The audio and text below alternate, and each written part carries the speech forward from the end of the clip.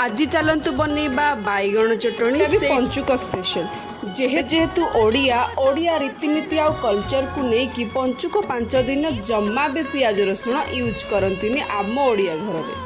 तो से लगी बिना पियाज रसुण रे आज मु भाविली करने बैगण चटणी। तो जोटा करने मु पोड़ी नथिली पंचुक पोड़ा कथा नुह। तो ताकू मु एमती सिझे सिझेकी मुझे चकटी देइथिली लूण पकेकी आ सोरिष तेल पकेकी ताकू किछि टाइम रखी एंड तापर गोटे पैन रे सोरिष तेल फुटण आउ गोटे सुखिला लंका को 2 फाड़ करी काटिकी रखिथिबा टमाटो आउ 2टा कंचा लंका आउ ढेर सारा मसाला सहित ताकू मु भल से कषी देइथिली आउ कषिबा पर चकटिकी रखिथिबा बैगण को मु सेथिरे देली आउ देखंतु एठी रेडी हो गला हमर बैगण चटणी। भल बास्ना पाई टिके धनिया पत्र देदेली। आपण भी निश्चय करिकी खांतु।